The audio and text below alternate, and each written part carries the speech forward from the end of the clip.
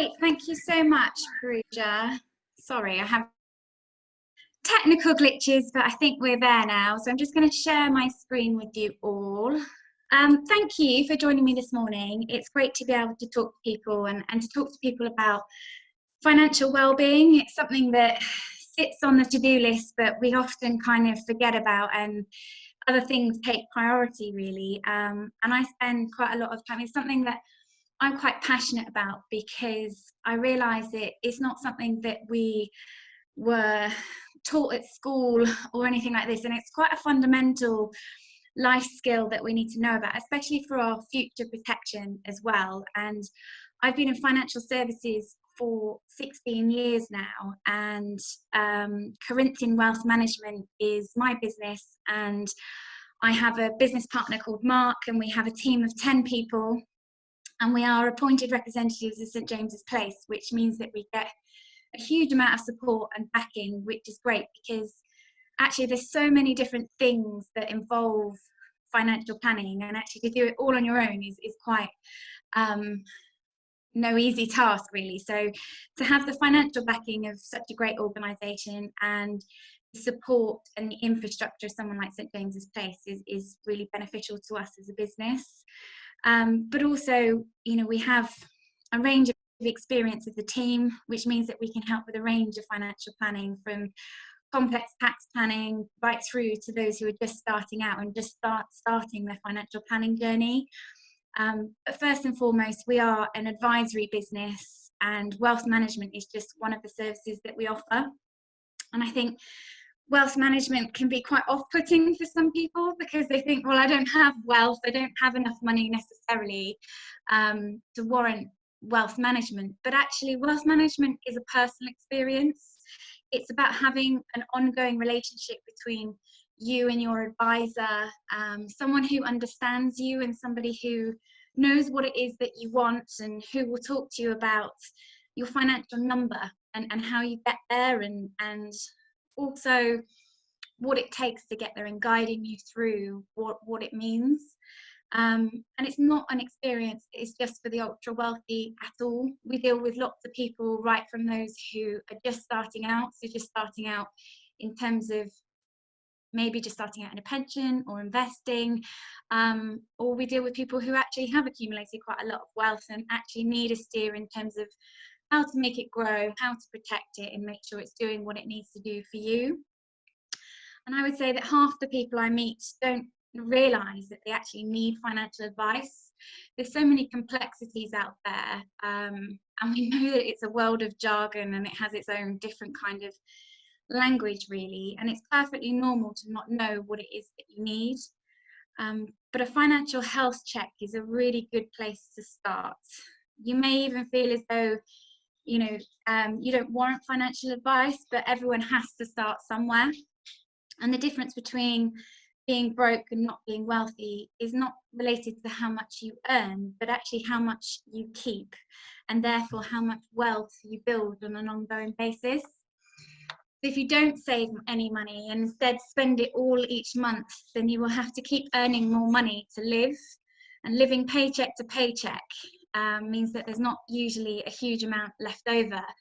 And when we look at social media, it depicts being wealthy with high fashion, fast living, swanky cars, traveling in business class, buying material goods, and really brainwashing us into spending a lot of our money.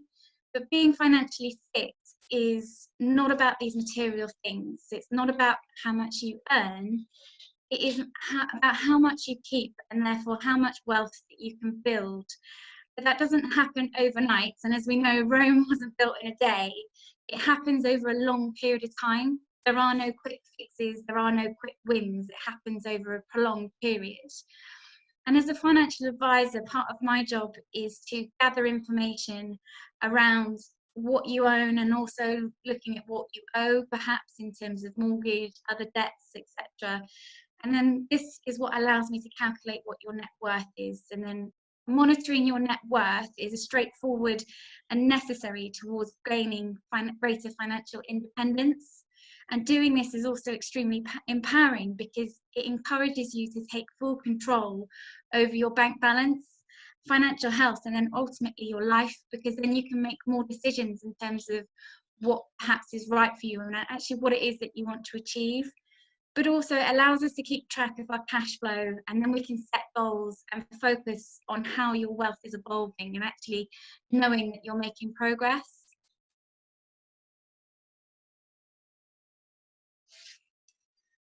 So real financial empowerment is when you and you alone take control of your security and life's purpose. Being financially empowered means you're aware of where money is coming from and where it's going, what it's going to do for you, and how you and your family are financially protected should the unforeseen happen.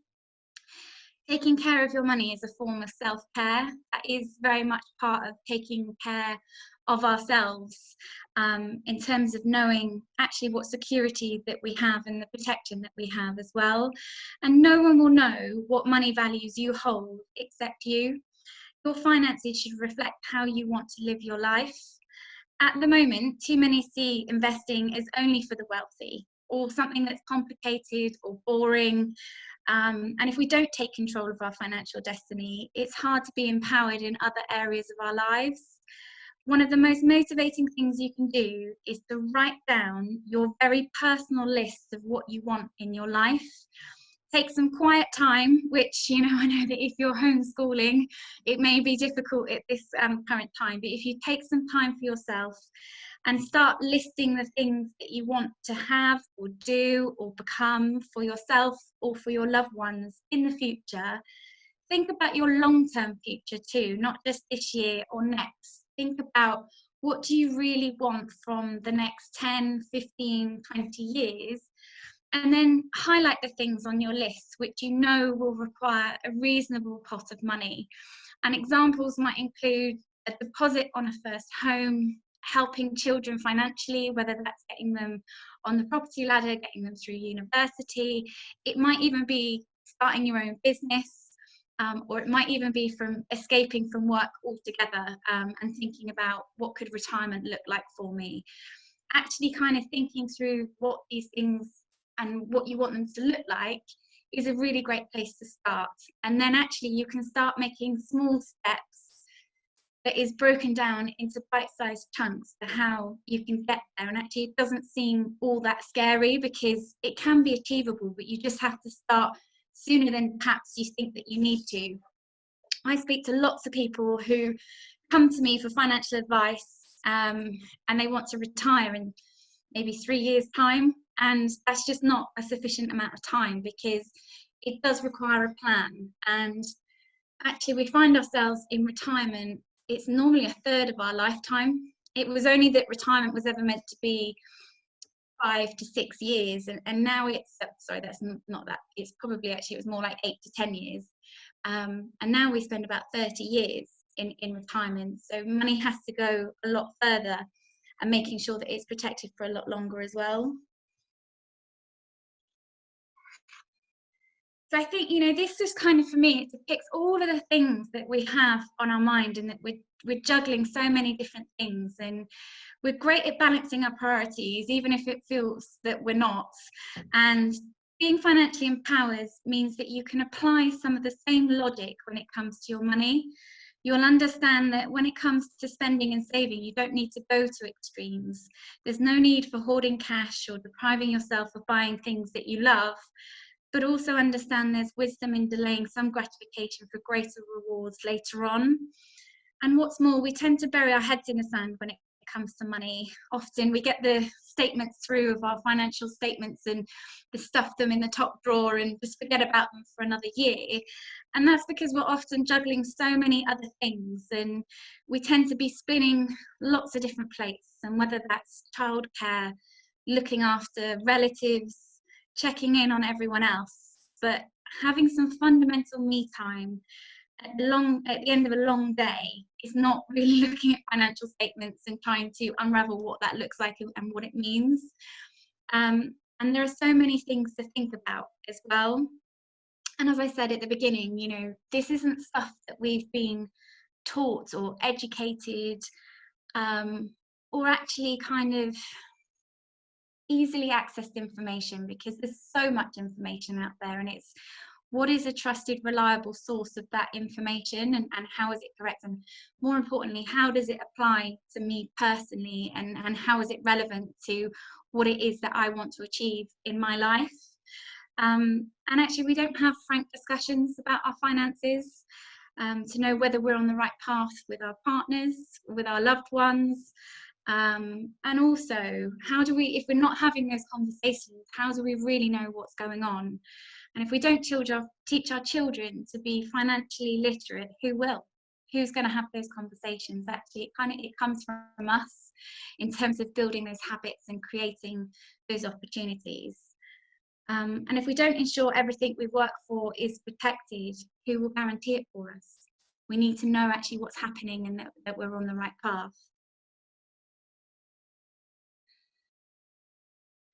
So I think with everything that's going on in the world at the moment, there are so many uncertainties, and I think having somebody to listen, to have the knowledge and the circumstances to know what it means for you, and actually how you can manage the things in your life, and to make sure that all the different pieces of the jigsaw fits into one place.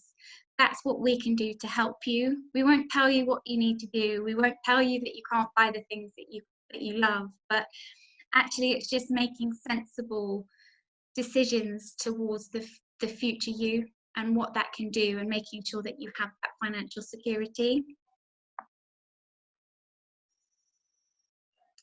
So I think in the moment as well, I think, we're so absorbed with what's happening at the moment, and that's because everything has unraveled so quickly, and has just kind of, lots has been taken away from us. So we've been grieving to a certain extent as well, because we don't know the same new, it's completely new way of life and new normal.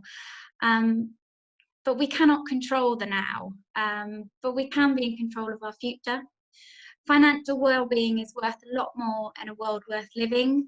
And as we live longer, we now have to plan for a 100-year lifetime. This is actually crucial, and this is our biggest risk really that we face, is longevity. We now face a 100-year lifetime, and starting to save is the key to securing our financial well-being. A clear plan is key to securing longer term goals, such as a comfortable retirement. It could be many other things. It's deeply personal to you in terms of what you want. But we don't know how long we'll live for, and we don't know how much inflation will be, and actually we don't know how much what £100 today could buy us in 10 years' time. And life expectancy has been increasing at the rate of 2 to 3 years every decade. And we now spend a third of our lifetime in retirement, as I said before. And by having longer lives, we spend more time with families and explore unforeseen hobbies, which is amazing, but it comes at a cost. And imagine if you had £51,000 to last you for 20 years or more, with also rising costs of inflation. That is the reality faced by the average 6-year-old woman in the UK. This is a fifth of their male equivalent. So we really have to think realistically in terms of money that we're putting aside for our future selves. Actually, where will that get me to? Will I have enough money to be able to do the things that I love and that I enjoy? But as I said, it's all about where you want to be. Life will not necessarily turn out as we expect it to, but we do need to aim for something. And once we reach our goal, we can aim for something higher and something bigger.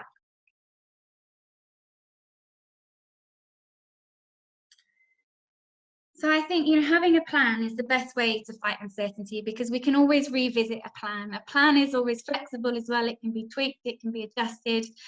And, money has lots of different connotations for different people. And my belief is that money is not just money. It's a means to drive change. It's freedom, it's confidence, it's giving to a cause that you care about, and that can only make the world a better place. Money is power, and it's about being able to come together to affect change. It doesn't buy us happiness, because it doesn't change fundamental things in our lives, but it does give us choice. It does give us choice, and it gives us options, and also allows us to cultivate the things that we really do enjoy.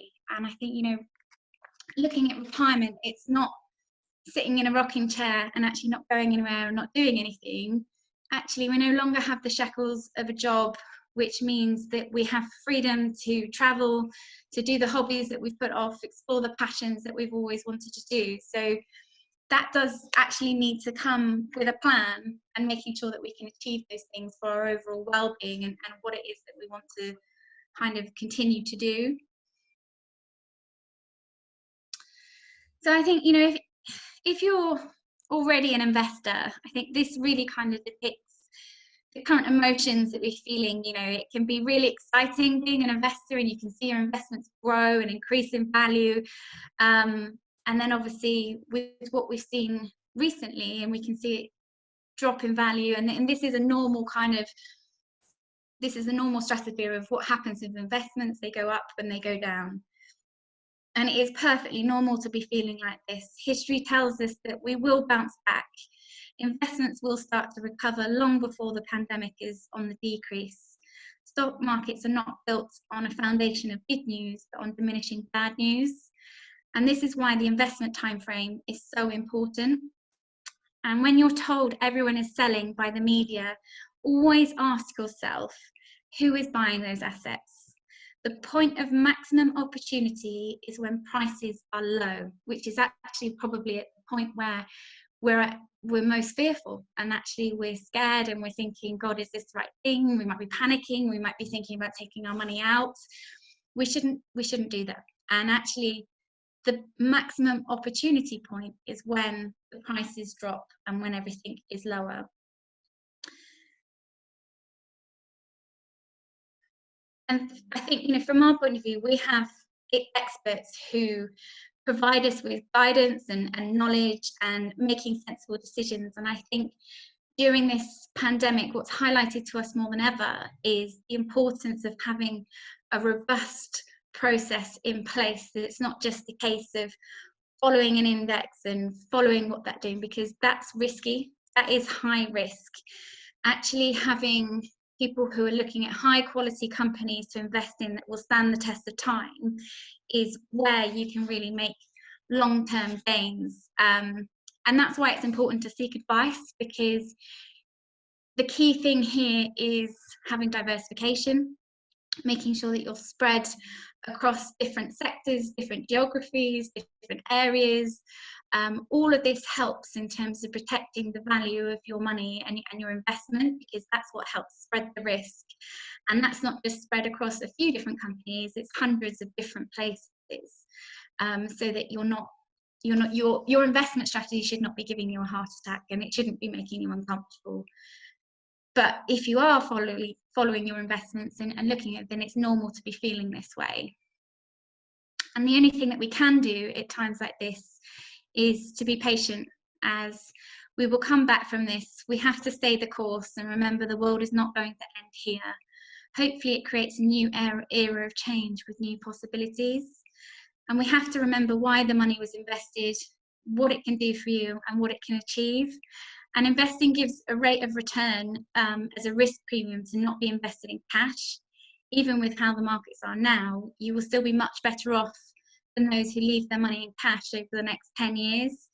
And whilst it can be comforting to see that your money stays the same in a cash pile, the biggest risk that we face is inflation. This is what reduces the buying power of our money over a prolonged period of time.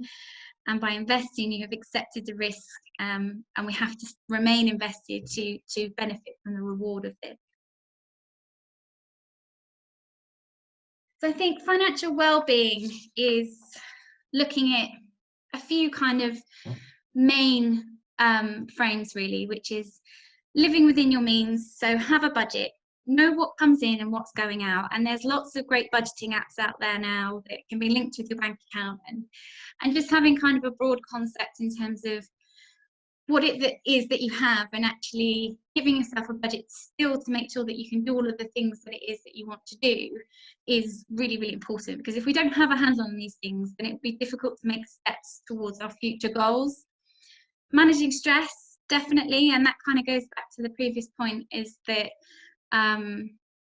you know, it's controlling our emotions around not having an investment that is causing us undue stress. If you've already got a financial advisor, have a conversation with them, make sure that they explain to you what is happening.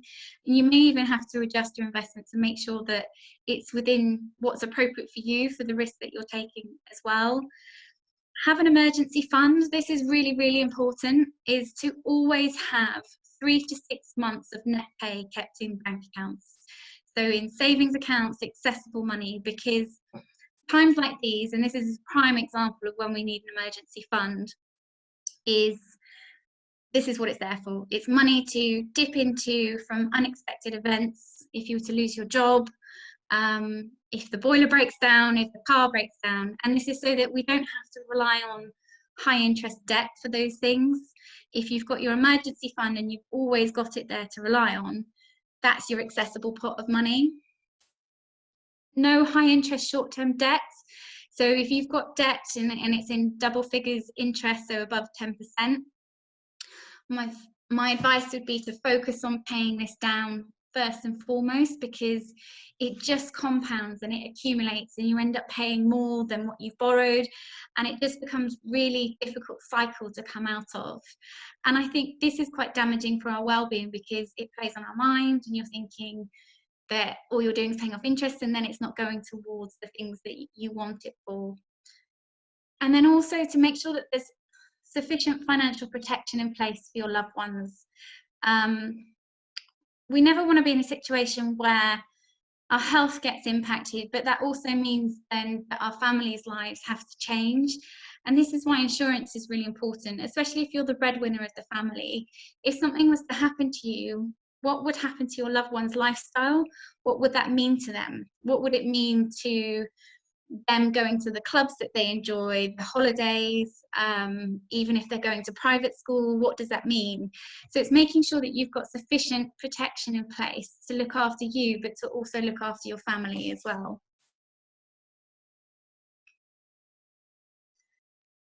So I think this is just kind of, for me, it depicts that we can't predict the future, nor can you, nor can anyone else. And with any investment plan, you cannot focus on the short term. If you are looking to invest money and to invest for the future, you have to look at a minimum investment time frame, a minimum of 5 years, and actually ideally we would say 8 to 10 years, because if you look at the short term, as you can see from this, it will be highly volatile. And actually, this is where you could end up making losses if you take your money out at that period of time. What we can focus on and actually have more of a forward view on is much more long term towards the future. And this is why emergency fund is so important, because if you're going to invest money now, as you can say in the early days, this is what it can do in terms of how it can jump around. But if you've got your emergency fund and you needed to access money, that's what you dip into, not your investments, because your investments can also achieve more in terms of financial opportunity. And I think, you know, the message is simple, is if you invest short term, you significantly increase the risk of losing money. In uncertain times, it's important we keep reminding ourselves that financial goals for which we're investing are not next month, but typically over a decade or so away.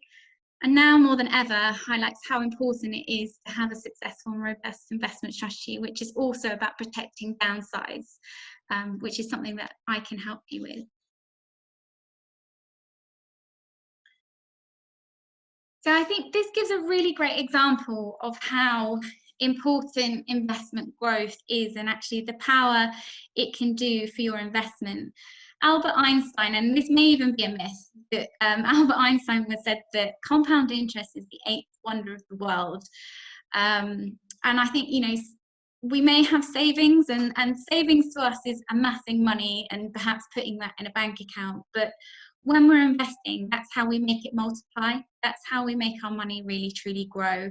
So if you can see here with the examples, is that if you've got 50,000 invested, and in 10 years time, and you're receiving an investment average growth rate of 3%, then in 10 years time, it will be worth 67,195.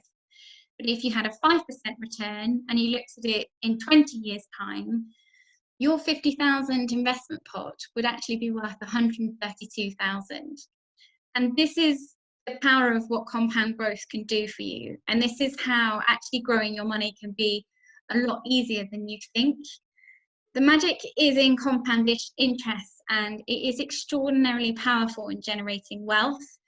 Compound interest is when interest income builds on not only the amount that you have invested, but also the interest income that has accumulated from previous periods. But as you can see from the example, the earlier you start, the more you can take advantage of the power of compounding. You work hard to earn your money, so this is really where your money can work for you, and actually it's earning money even whilst you sleep. And that's why it's really, really important that actually any money that you hold long term is invested in something that can multiply and actually really provide true growth for you.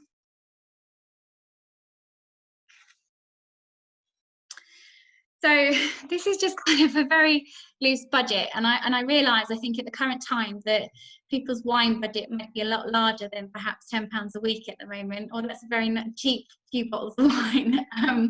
But if we take an example of what we may spend on a weekly basis, is that we might pop out for coffee, and we could easily spend £10, whether that's going out for a drink, and that's also racks up, and then the weekly takeaway as well. That could be a total cost per week of £50, and I realise that monthly cost should not be £20, it should be £200. And it's what we could do with that money, that extra money that we're kind of not realising that's being spent. And £200 a month,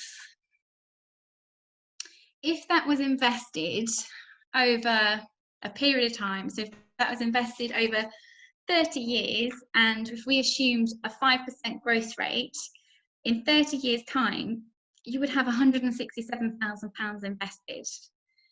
And now, whether that's towards a new business venture that you want to set up, that second property that you want by the seaside, whether that's helping towards not working anymore, or whether it's helping out with children, grandchildren, whatever it may be, this is the difference that it could be made. Just even if starting off small, we don't have to think big. We can just start off with making small changes that will help protect our future selves. I've talked about inflation a little bit, and I think a really good place to start is to check how much money you're getting on your savings accounts. So your savings accounts, and the Bank of England base rate is 0.1%. It's the lowest it's ever been. And that normally means that we're getting next to nothing on our bank accounts, on our savings. The target inflation rate for the government is 2%. It's currently 1.5% at the moment. And that means that we need our money to grow as a minimum at the rate of inflation. So at the very minimum at the moment, we need our money to grow at 1.5%. If we keep our money in cash, our money won't keep pace. And it's fine over 1 to 2 years, over a short time frame, but over 10 years, that is a real risk. The inflation rate changes and depends on a number of different factors. Inflation is a measure of how much the price of goods such as food or televisions and services such as haircuts or train tickets have gone up over time. And whatever the current situation, the likelihood is that our bills and the prices of goods will be higher in the future. Inflation does not reduce the monetary value of your capital, it reduces the real value, and eroding the spending power of your money and potentially putting your standard of living at risk. And if we take a look at the example, so this is actually if we just left money in cash and let the effects of inflation erode our capital, your money would have lost 37% of its purchasing power over the last 20 years. And it can normally just be an easy answer to just leave money securely and safely in a bank account, but actually it's not protecting our future selves, and it could affect our standard of living later on.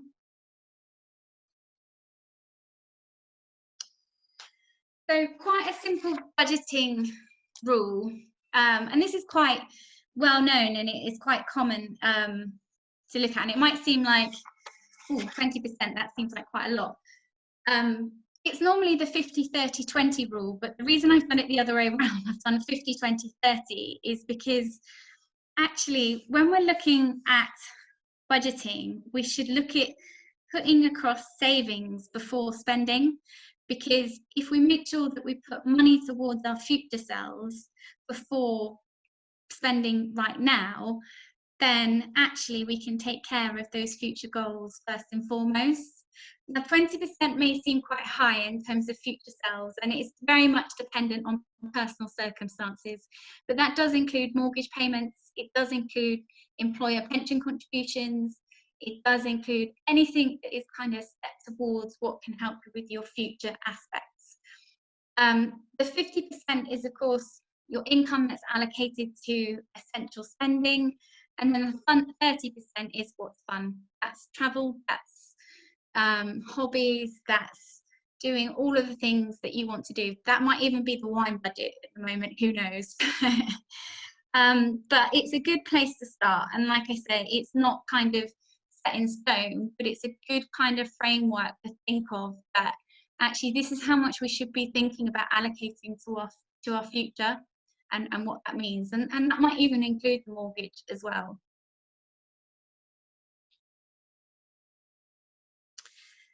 So I think another thing that ends up getting neglected is we tend to move around a lot during our careers, and we move from one job to another, but what doesn't happen is our pension pots don't follow us, so we end up with 4 or 5 different pensions and we forget that they exist. And what that has equated to is that there is currently 19.4 billion in unclaimed pension pots, which is the equivalent to £13,000 per pot per every single person in the UK. Now, there are some simple ways that you can identify that you might have a pension from a previous employer that you've forgotten about. Perhaps you've moved address and actually you didn't update your address with them, and therefore you're not receiving statements.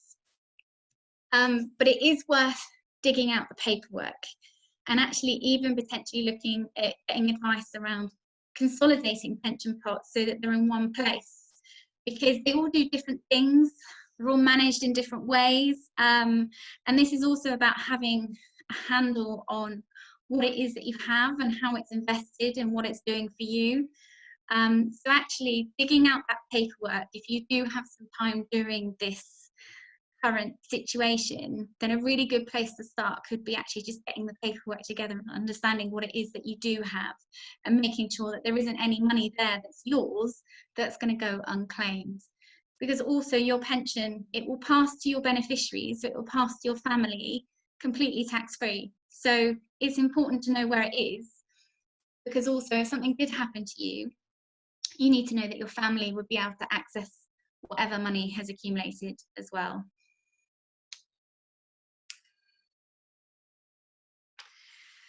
So I think pensions is incredibly dull. It's just a horrible, boring word as well. And I think, it definitely, I think, we think of pensions, it's so far away for some people. But it is a valuable tool to be able to get extra money from the government. And if you're a basic rate taxpayer and you put £100, you want to put £100 pension contribution, you get an additional 20% tax relief immediately from the government. So actually £100 would only cost you £80 to put £100 into your pension. If you're a high rate taxpayer, you get £40 back. So you get 40% on whatever you put in. And then also if you're an additional rate taxpayer, you get £45 back. It's free money that is extra from the government that could go towards that future you budget. And actually we're not all necessarily making use of it. And I think especially if, for those that are self-employed, pension, it's always kind of actually just cash flow and paying ourselves first. But pension contributions, it can really significantly help reducing our tax bills as well. The pension itself grows tax-free, and like I said, whatever you do build up in your pension pot, it doesn't just disappear. It is there for your family, for them to have to help with income, to help with capital lump sums as well. So it is a really valuable saving tool for our future selves. The only thing that we do have to remember, pensions are not accessible. You can't access the money within a pension until 55 or even maybe age 57. But also it stops us from dipping into that pot as well. And as you can see from the compound interest example, if we did leave it for 10, 20, 30 years, we could build up quite a significant pot for ourselves.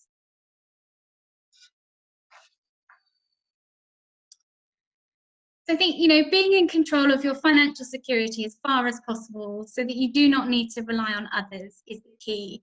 Financial security is not something you have, it's something that you create. And money is one of the tools you need to keep in control of your destiny. It gives you the knowledge, confidence, and power to do, make, and be what you want. And as with the current time, there will inevitably be bumps in the road. Our financial plan is something that we can't predict. Things get in the way, things change, which is why it's even more important to have a sufficient time frame to account for this, because things will not stay on track. Things will change and it will differ. Therefore, I think, you know, it's really important that it's about having a plan that's centered around you and how you want to live your life and what it is that you want to do and protect for your families. We can help you in many different ways. We can help you to create a plan around what it is that you want in your life, translate your current holdings into what it is that you can do to achieve an income for you, maximize that tax efficiency, have clarity, security, and protection for those that we leave behind, but also to make sure that your money is working hard for you to help secure your financial freedoms for the future. And as Perugia said, you know, open to asking any questions that you may have, or if you wanted to follow up with me personally, if you didn't want to ask questions in front of people, then those are my contact details. So please feel free to get in touch and I'll be happy to answer any questions that you might have. Brilliant. Thank you very, very much, Emma. I think it's a really interesting time right now. And I think there are many, many people out there who have lots of financial worries for the future, because there is so much that is really unknown. And I think people are concerned about their future incomes, whether they will have one, whether any businesses that they work for, whether they will survive, and that does that they have an income, are there industries at risk, and what does that mean? So I think it's really great to get some practical advice on how to try and protect one's interests. I was having a conversation with a friend the other day, and we were saying that you know, when we were younger, it was always okay, we'll keep a little bit of money in reserve, and if it all goes wrong, we can always go and work in a bar, cafe, or restaurant. Yeah. Now that backup has completely gone for so many people. So I think the advice that you're giving is great. I do have a few questions coming in. Is asking, how do you risk profile clients? I think that's a really great question. Some companies do questionnaires, so you kind of fill in and ask lots of questions about what's kind of right for you. I don't believe that questionnaires are right, because then I think it's kind of putting you into a specific box as to by answering a few specific questions. Actually, we do it much more pragmatically, where we have a robust conversation around actually what is your risk appetite, what does that mean, and actually what you're kind of going into is what does that mean, and actually what's your capacity for loss as well. So we tend to base it much more around a conversation that's adapted around your personal circumstances rather than it being on a questionnaire, but also making sure that we go through what the different risks are. It's not just necessarily as I said, the investment side of things, it's also inflation, it's also longevity, all of those things. So we kind of make sure that it's tailored for the individual. I think lots of people are concerned about making sure they have enough cash in their accounts now to keep going with everyday life. And obviously you gave that great example of, you know, how it's really easy just to spend £10 on coffees a week, on wine and all of those kind of things. What if people were looking to make one or two really small changes at this time when money can be really, really tight, what sorry, I'm just going to mute a couple of people so it doesn't split between screens. What tips or what advice would you give? Because I think some people are wary of kind of you know, the cost of having a financial advisor, or the cost of you know, what does it cost me to invest, etc. And so when they are thinking that money is really tight and they want to try and protect their sort of future incomes or savings long term, but they want to try and maybe go about one or two things just themselves in the short term, what kind of things can they do? So I think the budget is a really good place to start, and it's actually kind of looking at what have you got coming in and what have you got going out, because I think that process in itself really enlightens us to what perhaps we're spending. I know that when this first started doing that, I realised I was paying for so many apps that I don't use. And, you know, my husband has got Sky Sports, which is just pointless at the moment, BT Sports. So the first thing we did was actually just look at, okay, so what are we just spending completely unnecessarily, where we could just cut back? Because I was paying for Apple Music at £10 a month, which I just don't use. And actually, before you know it, that's £120 a year, and it can actually really add up. So I think the first place to start for people is to review what it is that you're spending out on. What are you paying for that you don't need to be? Can you cut back on subscriptions? What deals and negotiations can you make with your utility providers? Do you need Sky Sports right now? Definitely not. And all of those kind of things is a really great place to start. And I think that's where we can really start getting a handle on what our budget is, and therefore what we can start allocating towards other areas that are perhaps more important. Because when we do get back into a position where we do have a bit more security, focus on building that emergency fund, because that's what will help you in these situations, but also means that you don't have to rely on credit cards and things like that. Yeah, absolutely. I think yes, the sort of thought of racking up loads of sort of high credit card bills at this time is a really frightening prospect for everyone, and that's, I think, practical advice. Just to look and cut back. I actually haven't even done any of that. So looking back, I'm now going to go and have a look at all the sign up for. They just ping through in the middle of the night, don't they? The little reminder, oh, your subscription's being renewed for $4.99 or whatever it is. And exactly, yeah. It passes you by. So thanks for that tip. I'm going to go now. And I guess what you're saying is that if you can cut back on all of those kind of things, and that you can continue to live within the funds that you do have for everyday life, the idea is then to take any of those savings that you've made on apps and subscriptions and things like that, and maybe then try and look at investing that somewhere, or putting that money somewhere, even if it's £10, £20 a week or a month, just because of everything that you said about how much it can grow over time. Yeah, definitely. Like I said, we're not saying that you have to start off big. The most important thing is to get started. The soonest that you can get started is tomorrow. But saying that, if you have just lost your job, and obviously you don't know when work will perhaps start again, now's not the time to be investing. Only start investing where you've got a regular income and you've got your emergency fund put aside for unprecedented times like this. And once you've got your budget and a handle on those things, that's the time to start thinking about investing and letting it grow, and thinking about that future prospect and those goals that you want to achieve. I've got a question here around pensions. So there's lots of discussion about, are there going to be pensions? What by the time many people get to retirement age, what is going to be the retirement age? What is the pension pot going to look at, etc. So what do you have any understanding of what the future of pensions will look like, and state pensions, etc.? Because there's so much discussion around, there's this big gap. And there's a big kind of deficit, and nobody really knows how anyone's going to pay for that, because we've now got a big COVID-19 bill to repay as well at some point. Yeah, I think it's a really good question. Unfortunately, none of us know what will happen.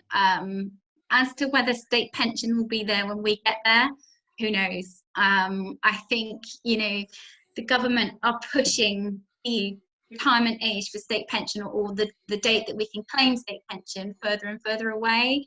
They recently changed it to age 67 for women. There's talk that they could change that to age 70, and by the time we get there it might even be age 75. But I think in terms of personal private pensions, actually there is more of a reliance that they want us to be putting into those pensions, because we're going to be personally responsible for our retirement. The government won't be responsible for our retirement, we will be. Therefore there is more of a reliance for us to secure our financial future, which is why it's so important that people do get advice, they do something with their pensions, they make sure it's invested appropriately, that they know what it's doing, and you've got a handle on those different pension pots in terms of where they are, because that is your kind of secret towards success of that future planning, because it will be our responsibility, that is for sure. Yeah, I think we're all becoming more and more aware of that, and I think, with the introduction of everybody who is employed also has to either is automatically enrolled into a pension, and then they have to opt out if they need to. So a couple more questions coming in. We've got a question asking where obviously is now a good time to invest, and secondly, if it is, where is the best place to invest £10,000? So it depends on so many different things that are personal to you. From an opportunity point of view, and if you're in a financial position that you can invest money for the long term, so actually probably forgetting about it for not just 5 years, maybe even 10 years, then yes, now is a good time to invest, because prices are low, and actually when the stock market decreases, that is actually buying in at a lower price, which is what you want to do. A good place to invest is as tax efficiently as possible. So if you haven't invested in ISAs and things like that, then perhaps looking at a stocks and shares ISA is a really good place to start. And the reason tax efficiency is so important is because you don't want tax to eat into your financial gains. So if we can be as tax efficient as we possibly can, and when you are earning an income, you don't want to then increase the amount of tax that you're paying in terms of your income tax as well. And ISAs are great because they grow tax-free, but also they provide a tax-free income. But you do have to think about whether you've got your emergency fund and whether now is the right time for you personally, rather than it's just a good time to invest. Because I think people get clouded by everyone saying it's maximum opportunity and what can we do in terms of investing right now, but it has to be right for you personally based on your personal circumstances. So it's back to the old budget again. Get the budget right, build up your emergency fund, and then be ready to invest as and when the time is right. So just to talk about the budget and the 50-20-30 rule of thumb, did you say that the 20% included mortgage payments? Yeah, so that's still towards your future self, because if you're obviously paying down your mortgage, and then the less debt that you have, and then the property is your own, and that releases possibilities as well. So 20% might seem quite high, but definitely think of your mortgage payments as part of that, and also include any employer pension contributions as well. And talking of pensions, I think people are concerned about whether businesses, that the companies that they work for, are going to survive, and if they've invested in any pensions, are those going to be still secure should a company fold?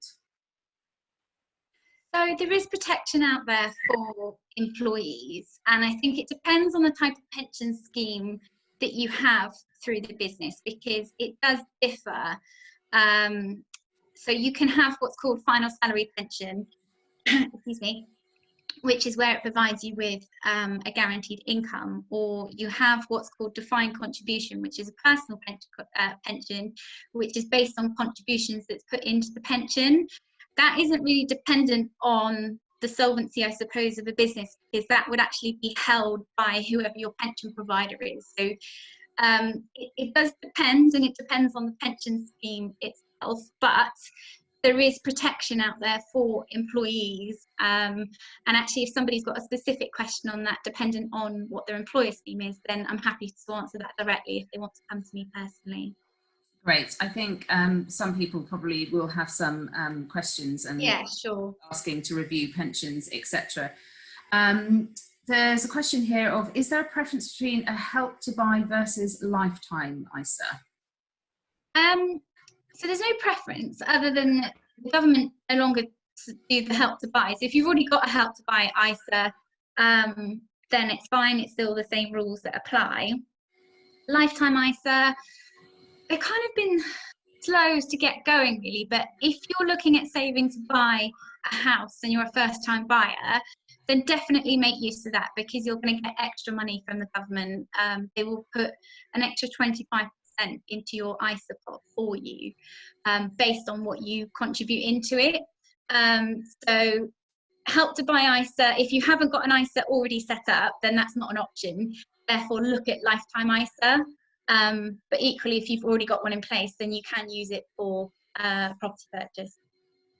Great. And then we've got one question just around charging. So somebody's asking, does your company charge to review a pension? But I guess in terms of if people are considering whether they should have a financial advisor or, you know, a company such as yours to help them with their sort of investments and financial management, what generally are the kind of costs or percentage of or commission, or how does it work, and what do you expect?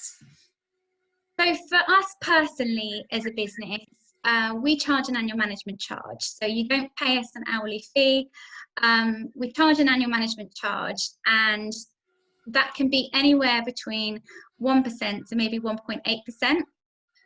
We're certainly not the cheapest in the market, but it depends on what it is that you value, because what we do have is we have a completely different, I suppose, investment structure in terms of how we review what fund managers are doing, making sure that they're making the right decisions for our clients' money. But that includes the advice, and also it includes St James's Place, who guarantee the suitability of our advice. So it depends really on how much input and value that you want for your financial planning. Others, so when you've got, like, for example, Hargreaves Lansdown, they provide a do-it-yourself platform, which would be much cheaper, but you would be responsible for choosing the funds that you're investing in, and also in terms of whether those funds are appropriate and continue to be appropriate. And also you're not going to then have advice in terms of whether you're on the right track, and actually whether what you're putting into your financial plan is going to be enough for you, and whether you're on the right track with your financial number as well. So it does vary, and it depends on what people want. Yeah, and I think it's good that people have the options, because for lots of people, they are just really sort of starting out, or they're just reviewing, you know, where they are. And I think with, you know, with times like this, it definitely is a period of reflection. And so I think it's good for people to know that there are lots of different options out there. And the key is to really start with a budget, start with the emergency fund, and then really look at what are the options that are right for you, and whether that's working with somebody like yourself and your organisation, or whether that's doing something by yourselves. It's good to know that there are a variety of options, and that it shouldn't stop anybody from making those future investment plans. Exactly, I completely agree. And I think, you know, there's so many apps out there now as well that, you know, I can't even remember what they're called now, like Moneybox and stuff like that. That's just a great place to start, because it's all accessible. And I think the most important thing is about accessibility. And then if you get to a point where you think, actually, now I've got a sufficient amount of money, I want to know that it's going to be managed properly, and that I'm going to be taken care of, and I need to make sure that this is going to be protected longer term. That's where our proposition really kind of fits in.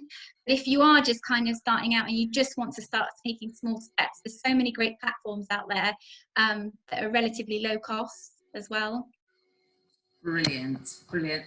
I think on that note, we've reached an hour. That has you talking about money could actually be fun. Yeah.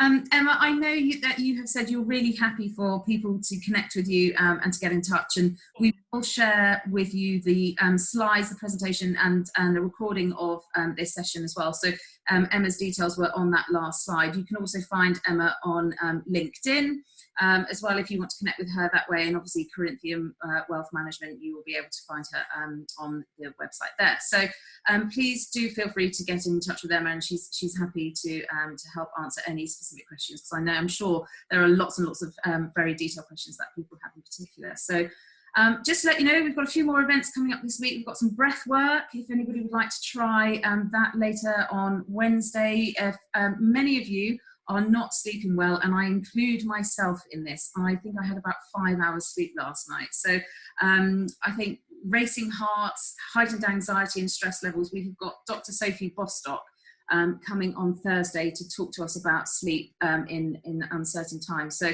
that, I think, is going to be, hopefully, I'm hoping it's going to be really enlightening, and then I'll have a good night's sleep after that. But she's got some great top tips as how to sleep at this time. So please do come along to that as well. And for those of you who are ready to kind of get going with what's next, we've got Danny coming to talk about brands. So there is lots and lots coming up. So do check back on the Eventbrite page where you registered for this event, and have a look at the future events we've got coming up.